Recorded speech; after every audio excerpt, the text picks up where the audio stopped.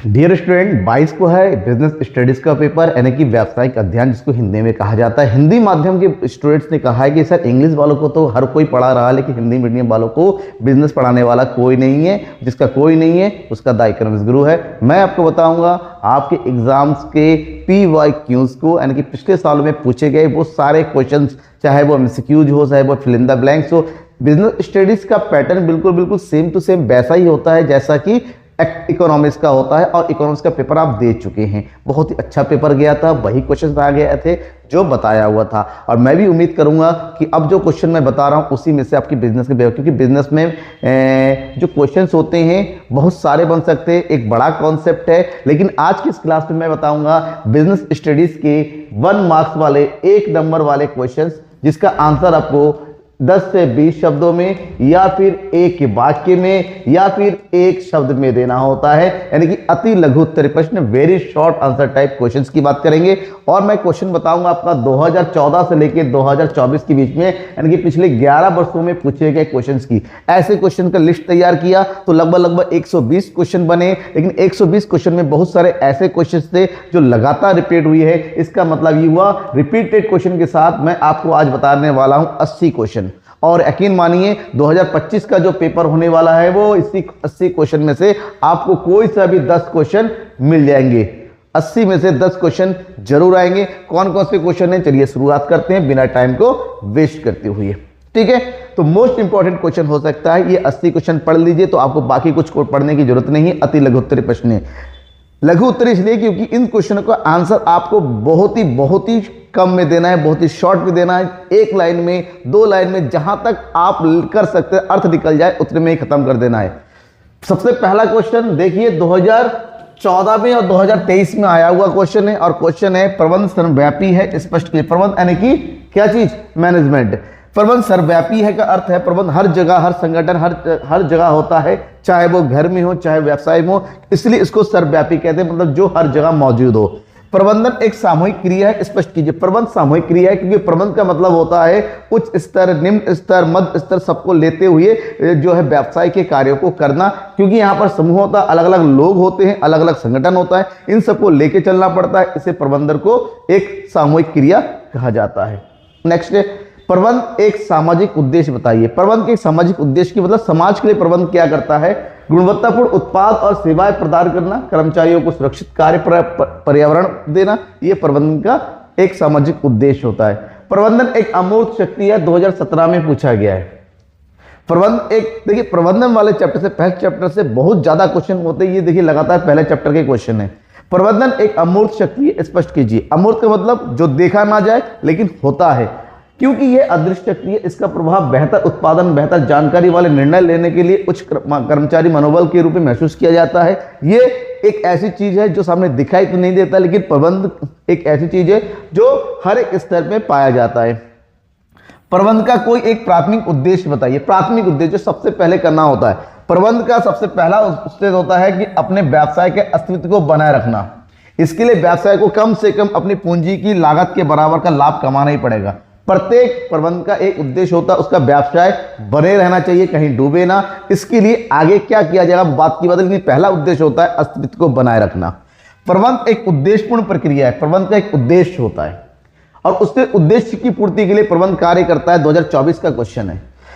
प्रबंध एक उद्देश्यपूर्ण प्रक्रिया है क्योंकि हर संगठन में कुछ विशिष्ट लक्ष्य होते हैं और लक्ष्यों की प्राप्ति करने के लिए संसाधनों और लोगों का प्रयोग किया जाता है, इसलिए प्रबंध को एक उद्देश्यपूर्ण प्रक्रिया माना जाता है। नेक्स्ट है नियोजन से। नियोजन वाला चैप्टर यानी प्लानिंग। यहां से भी क्वेश्चन बहुत ज्यादा बनते हैं। देखिए पहला क्वेश्चन 2022 और 23 दोनों बार आया हुआ है। नियोजन की प्रक्रिया से क्या अर्थ है, नियोजन की प्रक्रिया से क्या आशा है? एक ही चीज है कि नियोजन में प्रक्रिया का अर्थ है एक संगठन क्रमबद्ध तरीके से काम करना, जिसमें लक्ष्य निर्धारित करना, योजना बनाना, क्रियान्वयन करना और मूल्यांकन करना शामिल होता है। नियोजन एक प्रक्रिया है, ठीक है, और स्टेप टू स्टेप पूरा होता है। नियोजन प्रक्रिया में विकल्पों का मूल्यांकन को समझाइए। 2017 का क्वेश्चन है। नियोजन प्रक्रिया में विकल्पों का मूल्यांकन एक महत्वपूर्ण चरण होता है, जहां पर उपलब्ध विभिन्न विकल्पों का सावधानीपूर्वक विश्लेषण किया जाता है और उसमें से सबसे उपयुक्त या सर्वश्रेष्ठ विकल्प का चुनाव किया जाता है जो लक्ष्यों की प्राप्ति के लिए मदद कर सके। 2017 का नेक्स्ट क्वेश्चन है नियोजन अति व्यापित और अपव्यय क्रियाओं को कम करता है। क्यों? नियोजन अतिव्यापित और अपव्यय क्रिया को कम करता है क्योंकि विभिन्न विभागों, मंडलों, व्यक्तियों के कार्यों को समन्वय स्थापित करता है, जिससे दोहराव और संसाधनों की बर्बादी कम होती है। अपव्यय होता है मतलब समय को कम करता है, लोगों के बीच में विभिन्न प्रकार की जो सामंजस्य होता है उसको स्थापित करके जो दोहराव होता है, एक कार्य को कई बार करना, उसको कम कर देता है, जिससे सामंजस्य बना रहता है। नेक्स्ट, भारतीय प्रतिभूति एवं विनिमय बोर्ड को वैधानिक निकाय का दर्जा कब दिया गया? 2014 में और 2017 में क्वेश्चन पूछा गया है। और भारतीय प्रतिभूति विनिमय बोर्ड, जिसको बोलते हैं सेबी, SEBI के नाम से जाते हैं इंग्लिश में, 30 जनवरी 1992 को भारतीय प्रतिभूति विनिमय बोर्ड का अधिनियम पारित हुआ और 1992 के माध्यम से स्थापित हुआ, यानी कि एक सबसे पहले कानून बनाया गया। उस कानून के आधार पर 30 जनवरी 1992 को इस बोर्ड की स्थापना की गई, जिसका कार्य क्या होता है? इसका कार्य होता है भारत के जितने भी स्टॉक एक्सचेंज है उसका जो है नियंत्रण करना। कर्मचारियों के चयन में बुद्धि परीक्षण से क्या आशय है? बुद्धि परीक्षण क्यों किया जाए? इंटेलिजेंस टेस्ट क्यों लिया जाता है? 2014-2023 में पूछा गया, इंपॉर्टेंट है, आ सकता है। कर्मचारी चयन में बुद्धि परीक्षण से आशय है व्यक्ति को सीखने, समझने, समस्या समाधान और निर्णय लेने की क्षमता का मूल्यांकन कि वो अपनी बुद्धि का प्रयोग करते हुए सिचुएशन को हल कर पा रहा है कि नहीं कर पा रहा है, समस्या को देख पा रहा है, पहचान पा रहा है, नहीं पहचान पा रहा है, इसलिए बुद्धि परीक्षण करना अनिवार्य हो जाता है। कर्मचारियों के चयन में रोजगार साक्षात्कार का आशय स्पष्ट कीजिए। इसी से रिलेटेड क्वेश्चन 2016 में आया हुआ है कि कर्मचारी चयन में रोजगार साक्षात्कार का आशय एक औपचारिक बातचीत है, मतलब कर्मचारी के साथ इंटरव्यू करना कि वो कर्मचारी अगर वो उसको हम अपने यहाँ पर रख रहे हैं तो वो हम उपयुक्त होगा कि नहीं होगा, तो नियोक्ता और उम्मीदवार के बीच आयोजित की जाती है ताकि उम्मीदवार को नौकरी के लिए उपयुक्तता मूल्यांकन किया जा सके, वो हमारे लिए उपयुक्त है या नहीं है। नेक्स्ट क्वेश्चन 2014 में पूछा गया है, समन्वय सोचा समझा कार्य है। समन्वय क्या होता है ना, अलग अलग स्तर में अलग अलग लोगों के बीच में एक तरह का कोऑर्डिनेशन बैठाना, और कोऑर्डिनेशन सोच समझ के बैठाया जाता है ताकि किसी प्रकार का भेदभाव उत्पन्न ना हो, मनमुटाव उत्पन्न ना हो, इसलिए समन्वय को सोचा समझा कार्य कहा जाता है। ठीक है, समन्वय सामूहिक कार्यों में एकात्मकता लाता है। सामूहिक कि जहां पर एक प्रबंध जो है ना, एक व्यवसाय लोगों का समूह होता है, बहुत सारे लोग काम करते हैं, सबका विचार अलग होता है, सबका व्यवहार अलग होता है, तो उन सबके बीच में तालमेल बिठाना जरूरी है ताकि व्यवसाय के लक्ष्यों की प्राप्ति किया जा सके। तो समन्वय सामूहिक कार्यों में एकात्मता का मतलब सबके बीच में एक तरीके का कोऑर्डिनेशन बैठा के, तालमेल बैठा के कार्य को एक केंद्र होकर करता है, इसलिए इसको सामूहिक कार्यों में एकात्मकता के नाम से जाना जाता है। समन्वय प्रबंध का सार है। प्रबंध जहां पर मैनेजमेंट किया जाता है और मैनेजमेंट में जब तक कोऑर्डिनेशन ना हो, समन्वय ना हो, तब तक वो बेकार है, इसलिए समन्वय को प्रबंध का सार कहते हैं। क्यों? क्योंकि समन्वय सभी प्रबंधकीय कार्य को एकजुट करता है और संगठनात्मक लक्ष्यों को प्रभावी ढंग से प्राप्त करने के लिए संसाधनों, गतिविधियों और प्रयासों को एक साथ लाता है। नेक्स्ट क्वेश्चन है 2014 में ही पूछा गया है, हेनरी फ्योल द्वारा प्रतिपादित अनुशासन के सिद्धांत को स्पष्ट कीजिए। देखिए हेनरी फ्योल, अब कुछ पढ़ो ना पढ़ो, ध्यान में रखना, हेनरी फ्योल के जो 14 सिद्धांत है उनको जरूर पढ़ लो, रट्टा मार लो, और जो FW टेलर का जो वैज्ञानिक सिद्धांत है इन दोनों प्रिंसिपल को, दोनों सिद्धांतों को तो पढ़ो ही पढ़ो, क्योंकि इन दोनों से रिलेटेड क्वेश्चन अक्सर आते हैं और लगातार आते हैं, हर साल आते हैं। जैसे कि यहाँ पर देखिए हेनरी फ्योल का सिद्धांत, ये भी हेनरी फ्योल का सिद्धांत, ये भी हेनरी फ्योल के बारे में, तो हेनरी फ्योल तो बहुत ही ज़्यादा इंपॉर्टेंट है आपके लिए। सारे सिद्धांतों को पढ़ लिए। फिलहाल 2014 में अनुशासन के सिद्धांत ये तो 1 नंबर वाले हैं, 2 नंबर में आते हैं, 3 नंबर में भी ये क्वेश्चन आते हैं। तो अनुशासन का सिद्धांत क्या होता है? किसी भी प्रणाली में मुख्य मूल्यों में से एक है, सबसे इंपॉर्टेंट है, और बिना अनुशासन के किसी भी व्यवसाय की गतिविधियों को चलाना असंभव है। कर्मचारियों में अनुशासन का, सही समय पर सही काम को करना, इस प्रकार से एक तरीके की एक नीति होती है जिसका पालन करना जरूरी है। नेक्स्ट है, हेनरी फ्योल द्वारा प्रतिपादित कार्य विभाजन के सिद्धांत को स्पष्ट कीजिए। कार्य विभाजन का मतलब उत्पादों की गुणवत्ता में सुधार करने के लिए मदद मिलती है ताकि सही काम को सही व्यक्ति के द्वारा कराया जा सके। तो कार्यों को बांटना अनिवार्य है। जिसको सेल्स का काम आता है उसको सेल्स का काम दिया जाना चाहिए, जिसको परचेजिंग का काम आता है, जिसको मैनेजमेंट का काम आता है, उसको मैनेजमेंट का काम दिया जाना चाहिए। मतलब कार्य को विभाजित करना अनिवार्य है।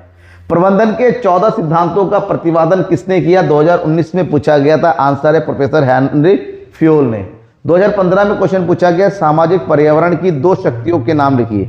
सामाजिक पर्यावरण की 2 महत्वपूर्ण शक्तियां हैं, संस्कृति और सामाजिक संगठन, जिसके अंतर्गत किसी व्यवसाय को कार्य करना पड़ता है। पर्यावरण का प्रमुख हिस्सा है और प्रत्येक व्यवसाय इससे प्रभावित होता है।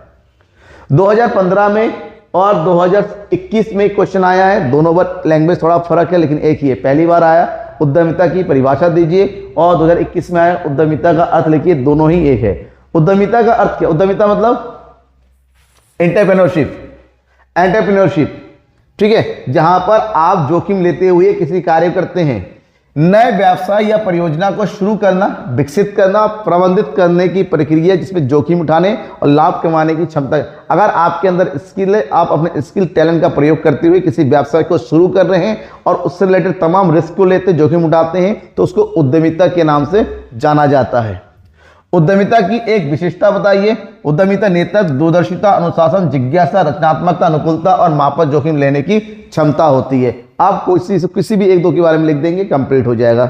2014-20 में क्वेश्चन पूछा गया है, उद्यमिता सृजनात्मक गतिविधि है कैसे? देखिए, उद्यमिता कोई भी व्यवसाय सृजन यानी कि किसकी बात करता है?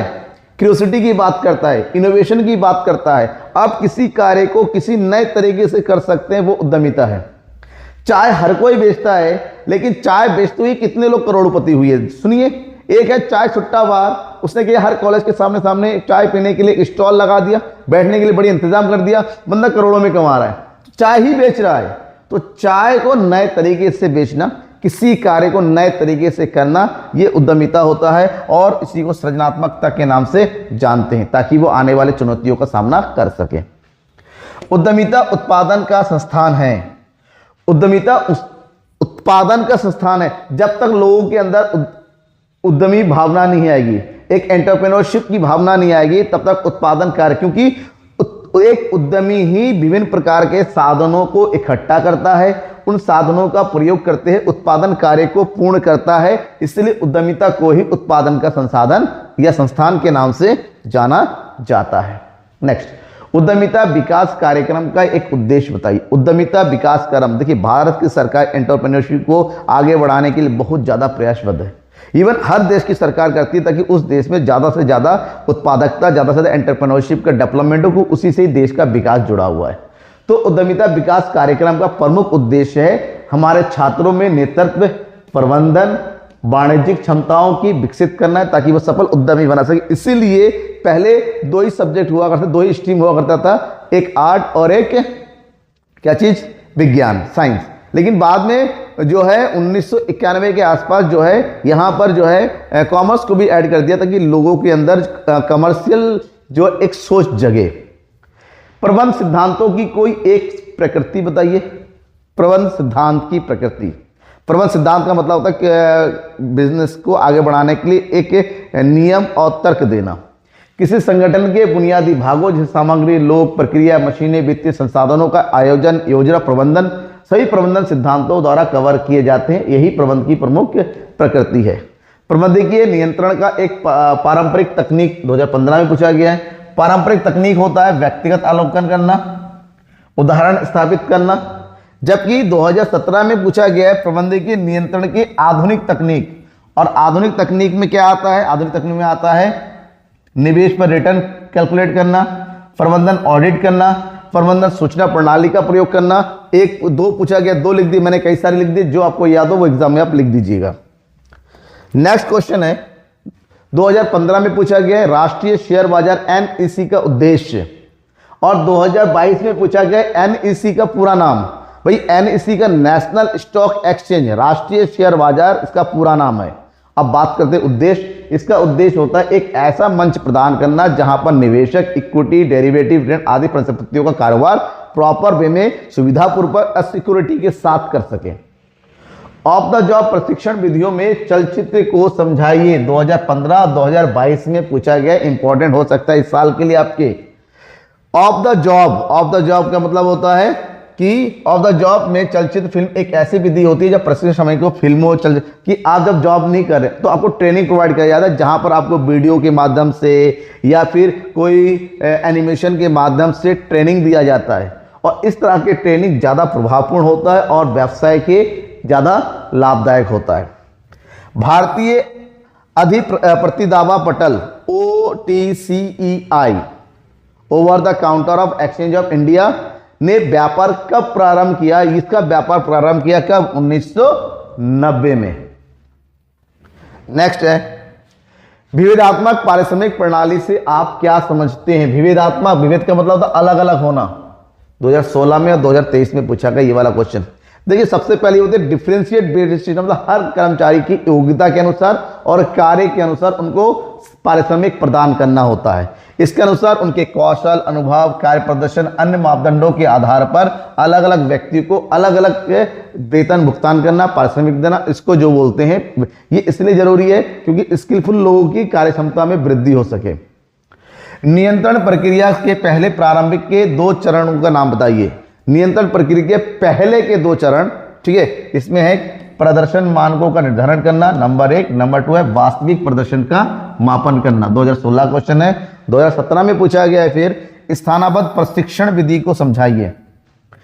स्थानाबद्ध यानी कि इंस्टीट्यूशनल ट्रेनिंग एक ऐसी प्रशिक्षण है जिसमें प्रशिक्षणार्थी वास्तविक कार्यस्थल या क्षेत्र में ही, वास्तविक मतलब अगर मान लो इंजीनियर कोई होटल मैनेजमेंट काम कर रहा है तो एक्चुअल में होटल में जाके उसका मैनेजमेंट का काम सीखना। अगर कोई गाड़ी ठीक करने के काम सीख रहा है तो एक्चुअल पोजीशन में जाके अगर काम सीख रहा है तो उसको स्थानबद्ध प्रशिक्षण के नाम से जानते हैं। इसका मतलब होता है वास्तविक ज्ञान वैज्ञानिक जगह पर जाके लेना।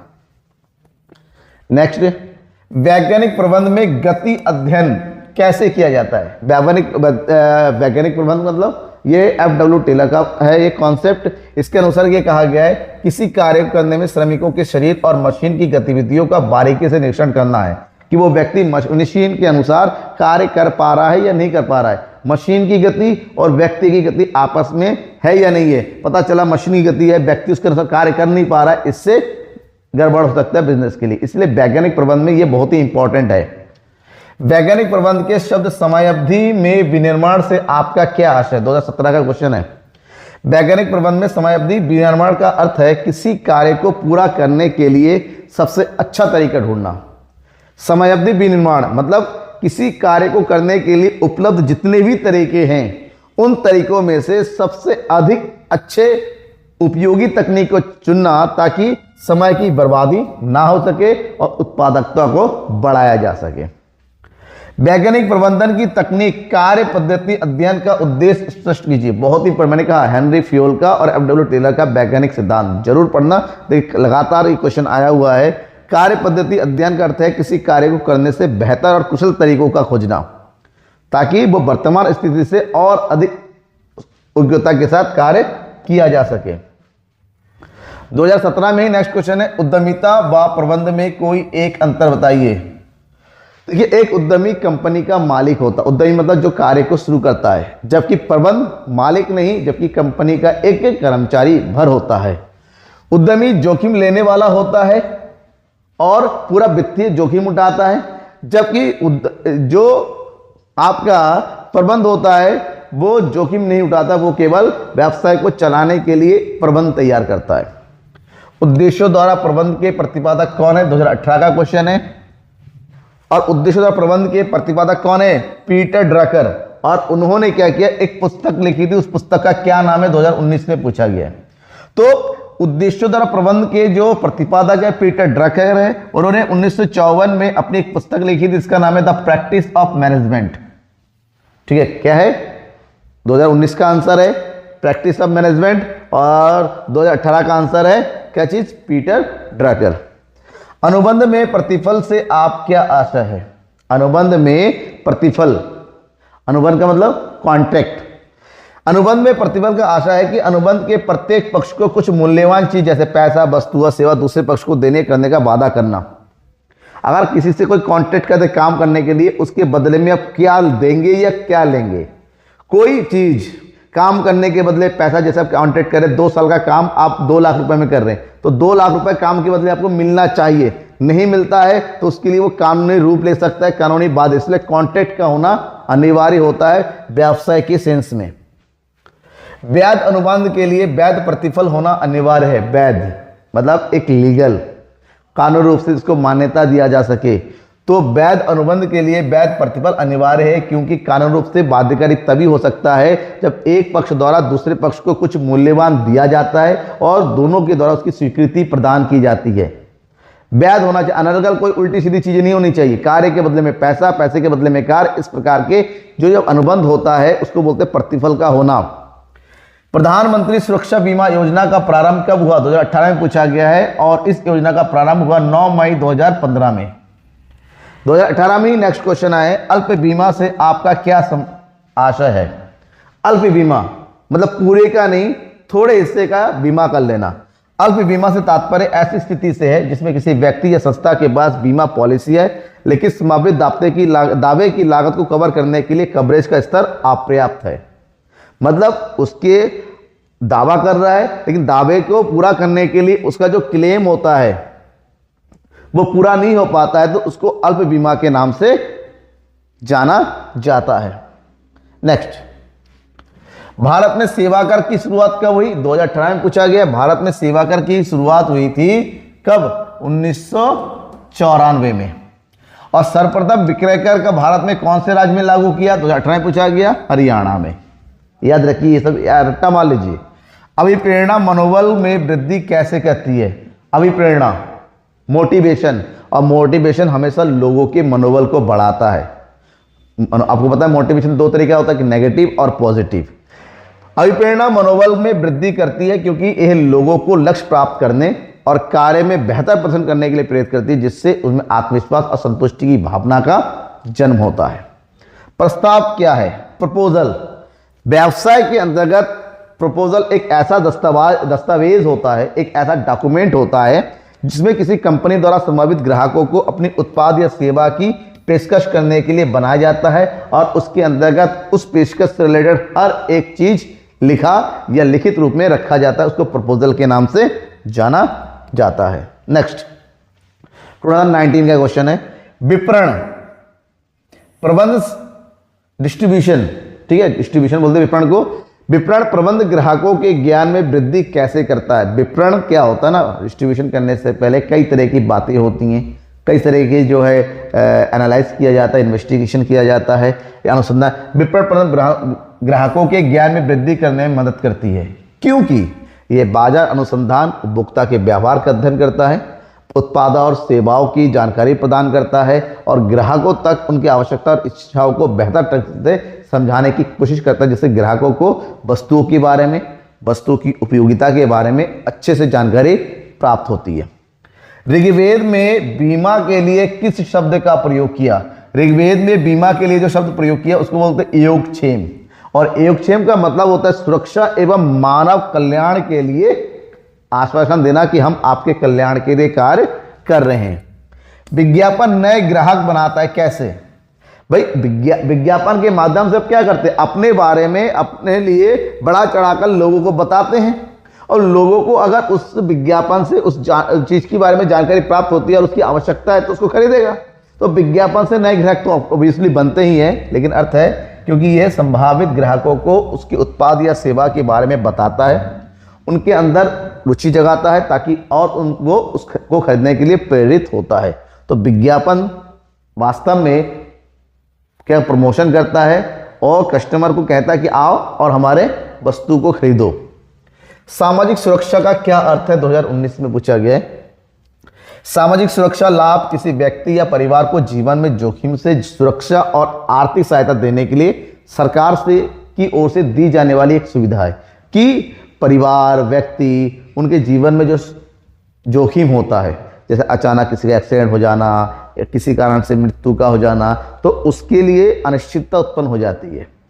तो उस अनिश्चितता से बचने के लिए एक सुरक्षा दिया जाना, एक सुरक्षा संबंधी सुरक्षा का प्रयोजन करना बीमा के माध्यम से, अलग अलग प्रकार से पेंशन के माध्यम से, उसको सामाजिक सुरक्षा कहा जाता है। IGST कब वसूला जाता है? IGST integrated GST goods and service tax कब वसूला जाता है?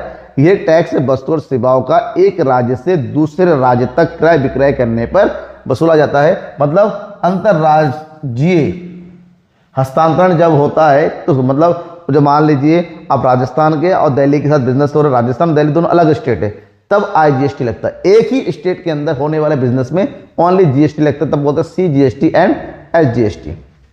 माल व सेवा कर में शामिल किसी एक कर, जो GST है, GST में कौन कौन से टैक्स शामिल होते हैं? GST में कई तरह के टैक्स को जोड़कर इसको बनाया गया है, इसमें बिक्री कर, उत्पाद शुल्क और सेवा कर शामिल होता है।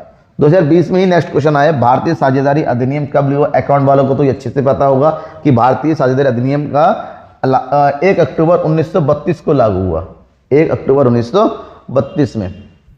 2020 में क्वेश्चन है, गर्भित अनुबंध किसे कहते हैं? गर्भित अनुबंध का अर्थ है प्रस्ताव और स्वीकृति मौखिक के अतिरिक्त किसी अन्य प्रकार से दी जाना। पक्षकारों के आचरण या व्यवहार से अनुबंध हो सकता है, लिखित या मौखिक शब्दों में। ये पक्षों के बीच लगातार किए गए व्यवहार से भी उत्पन्न हो सकता है। गर्भित का मतलब होता है जब आप अनुबंध कर रहे हो, कॉन्ट्रैक्ट कर रहे हो, तो एक कॉन्ट्रैक्ट के साथ साथ उसके साथ ही साथ एक दूसरे कॉन्ट्रैक्ट का स्वतः ही जन्म ले लेना। आपने किया नहीं है लेकिन जन्म हो जाता है तो उसे गर्भित अनुबंध के नाम से जानते हैं। नेतृत्व का अर्थ क्या है? लीडरशिप। क्या बोलते हैं इसको? What is leadership? नेतृत्व का अर्थ क्या है? एक दूसरों को एक साझा लक्ष्य की ओर प्रेरित और मार्गदर्शन करना, जिसमें एक व्यक्ति या समूह दूसरे को प्रेरित करके, प्रभावित करके कार्य को पूरा करने के लिए क्या करता है? प्रेरित करता है और आगे बढ़ाता है। सामाजिक सुरक्षा का क्या आशय है? सामाजिक सुरक्षा, ठीक है, अभी सामाजिक सुरक्षा थोड़ी देर पहले ही बताया था, सेम वही चीज सामाजिक सुरक्षा 2021 में आया था और ये देखिए 2019 में और 2021 में आया हुआ क्वेश्चन है ये सामाजिक सुरक्षा, ठीक है। नेक्स्ट है, किसी कंपनी को निगमीय सामाजिक उत्तरदायित्व कार्यों का कितना खर्च करना होता है? मतलब प्रत्येक कंपनी के जो कारपोरेट होता है उनको सामाजिक सुरक्षा पे खर्च करना होता है, अनिवार्य है। तो कितना भाग करना पड़ता है? तो ये है कि उनको अपने पिछले 3 वर्षों के टोटल शुद्ध लाभ का 2%, मान लो किसी का प्रॉफिट हो रहा है 2 लाख, 2 लाख का 2% यानी कितना? 1, 2, 4, 40,000 रुपए उनको खर्च करना पड़ेगा। एक अनिवार्य है, कंपलसरी है, ठीक है। सॉरी 4,000 बनता है, ठीक। 2021 का क्वेश्चन है, शुद्ध जोखिम किसे कहते हैं? क्या है शुद्ध जोखिम? से तात्पर्य उन जोखिमों से है जो मानव नियंत्रण से परे होता है, जिसके परिणाम स्वरूप वित्तीय लाभ की कोई संभावना नहीं होने के साथ साथ हानि या हानि नहीं होती है। मतलब इसके ऊपर मान का कोई भी क्या नहीं होता है, किसी प्रकार का नियंत्रण नहीं होता है, किसी प्रकार से वो जोखिम आ सकता है, शुद्ध जोखिम के नाम से जानते हैं। पेनी स्टॉक, पेनी का मतलब छोटा छोटा होना, क्या होना? छोटा छोटा। पेनी स्टॉक क्या है? पेनी स्टॉक ऐसे शेयर होते हैं जिनकी कीमत बहुत ही कम होती है और नॉर्मली ये 10 रुपए से कम, और उसका पूंजीकरण भी नॉर्मली छोटे छोटे कंपनियां इसको सबसे पहले शेयर इश्यू करती हैं। 2022-24 केंद्रीकरण का अर्थ बताना है। क्या है केंद्रीकरण? केंद्रीकरण का मतलब होता है संगठन प्रणाली में शक्ति अधिकार निर्णय करने की क्षमता एक जगह होना, ठीक है ना, सेंट्रलाइजेशन बोलते हैं इंग्लिश में। मतलब संस्था में अगर एक ही व्यक्ति या एक ही जगह से सारे निर्णय लिए जाते हैं, सारे अधिकार उसके पास है, सारे उत्तरदायित्व उसी के पास है, तो उसको केंद्रीकरण के नाम से जानते हैं। केंद्रीकरण का उल्टा होता है विकेंद्रीकरण, ठीक है। सॉरी विकेंद्रीकरण ही था, मैंने उल्टा, सॉरी, निर्णय लेने की क्षमता को एक केंद्र बिंदु से हटाकर, जैसे मान लो एक है, उसके नीचे 3 लोग हैं, उन 3 लोगों के बीच में 2-2 और भी लोग हैं, तो शक्ति को, अधिकार को, निर्णय लेने की क्षमता को, उत्तरदायित्व को एक केंद्र से अलग अलग जहां पर बांटना, उसको केंद्रीकरण के विकेंद्रीकरण के नाम से जानते हैं। और दूसरा क्वेश्चन आता है 2024 में ही, विकेंद्रीकरण शीघ्र निर्णय किए जा सकते हैं, क्या आप इससे सहमत है?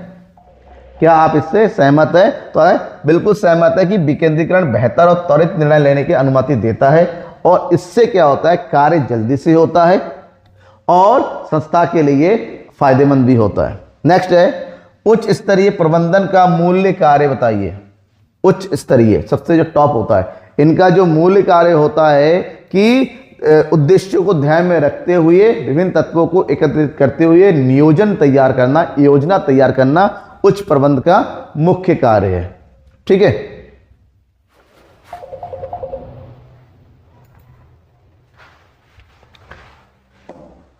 नेक्स्ट है कैविएट एम्पेटर का क्या अर्थ है। कैविएट एम्पेटर, कैविएट एम्पेटर एक लैटिन मुहावरा है जिसका मतलब होता है खरीदार सावधान रहो। मतलब किसी भी कस्टमर को शॉपकीपर की बातों पर आंख मूंद के विश्वास नहीं करना है। आपको अपना सोच समझ, अपनी समझ को ध्यान में रखते हुए भी निर्णय लेना है। ये नहीं कि दुकानदार ने जो बोल दिया आप उसको मान गए, ऐसे में आप पछता सकते हैं, क्योंकि दुकानदार का काम है बेचना। वो अपनी वस्तु को बेचने के लिए कुछ भी आपसे बता सकते हैं, तो आपको यहाँ पर उनसे सावधान रहने की जरूरत है। समय अध्ययन से आप क्या समझते हैं। समय अध्ययन, देखिए समय अध्ययन एक व्यवसाय के लिए बहुत ही ज़्यादा इंपॉर्टेंट पॉइंट है। समय अध्ययन इसलिए जरूरी है कि किसी कार्य को एक निश्चित समय के अंतर्गत और समय बिंदु के अंदर करना जरूरी है। तो समय का मानकीकरण, मतलब किसी कार्य को कितने समय में किया जा सकता है, उससे रिलेटेड एक स्टैंडर्ड तैयार करना। समय अध्ययन एक औद्योगिक संचालन के प्रत्येक विस्तृत तत्व को करने के लिए आवश्यक समय का अवलोकन, रिकॉर्ड करने की कला होती है कि किसी काम को निश्चित समय बिंदु के अंदर किया जा रहा है या नहीं। संप्रेषण प्रक्रिया में प्रतिपुष्टि को समझाइए। संप्रेषण का मतलब क्या होता है, कम्युनिकेशन। ठीक है, संप्रेषण प्रक्रिया में प्रतिपुष्टि को समझाइए। प्रतिपुष्टि का मतलब होता है फीडबैक। लोग फीडबैक देते हैं ना, वो फीडबैक का मतलब क्या होता है। संप्रेषण प्रक्रिया में प्रतिपुष्टि प्रेषक को यह जानने में मदद मिलती है कि प्राप्तकर्ता ने संदेश को कैसे समझा। आपसे कहते हैं ना कि मैंने आपको जो बताया आपको समझ में आया, फीडबैक दीजिए। लगभग ऑनलाइन वगैरह में फीडबैक मांगा जाता है। मतलब क्या होता है, सर्विस पसंद आई कि नहीं आई, आपसे हमने जो बात कहा वो आपको समझ में आया ही नहीं आया, आपके जो आदेश दिए गए वो आपके समझ में आया ही नहीं आया। तो प्रतिपुष्टि का होना अनिवार्य है। उसको 2023 में आपकी राय में प्रभागीय संगठन ढांचा कहाँ, प्रभागीय मतलब जहां अलग अलग प्रभाग होते हैं, मतलब डिपार्टमेंट होता है। ये तब होता है जहां पर अलग अलग उत्पादों और सेवाओं के लिए अलग अलग विभाग होता है, वहां पर प्रभागीय संगठन का ढांचा तैयार होता है। प्राथमिक बाजार का दूसरा नाम क्या है। प्राथमिक बाजार को कई सारे नामों से जाना जाता है, जिसको न्यू इश्यू मार्केट या फिर नया निर्गम बाजार के नाम से जाना जाता है। 2023 में नेक्स्ट क्वेश्चन आया, कार्यात्मक संगठन के ढांचे का क्या अर्थ है। कार्यात्मक संगठन संगठनात्मक संरचना का सबसे सामान्य प्रकार है। इसके अंतर्गत कार्य के आधार पर संगठन को बांटा जाता है, जैसे आईटी, वित्त, विपणन जैसे कार्यों के आधार पर, sales department, purchase department, financial department. कार्यों के आधार पर जब संगठन को बांटा जाता है तो उसको कार्यात्मक संगठन के नाम से जाना जाता है। उपभोक्ता जागरूकता का क्या अर्थ है। उपभोक्ता जागरूकता का अर्थ है उपभोक्ता को अपने अधिकारों, जिम्मेदारियों और बाजार में उपलब्ध वस्तु सेवाओं के बारे में जानकारी प्राप्त करना, उसके प्रति समझ रखना और अपने आप को जागरूक रखना ही उपभोक्ता जागरूकता के नाम से जाना जाता है। आपकी राय में संगठन का एक महत्व लिखिए। संगठन का महत्व 2023 का क्वेश्चन है। संगठन का महत्व, संगठन किसी कंपनी में अनुकूलता लाता है। संगठन किसी भी कंपनी में क्या करता है, अनुकूलता रहता है और एक छोड़ को कंपनी के अलग अलग कार्य को, अलग लोगों को एक जगह बांधने का काम करता है। क्या चीज, संगठन। सेबी का एक नियमनकर्ता का कार्य लिखिए। सेबी कार्य लिखिए। सेबी का मतलब होता है कि एक ऐसी स्थिति प्रदान करना जो निवेशकों की हितों की रक्षा कर सके। निवेशकों की हितों की रक्षा करना ही सेबी का प्रमुख कार्य है। विज्ञापन सामाजिक मूल्यों में कमी कैसे करता है।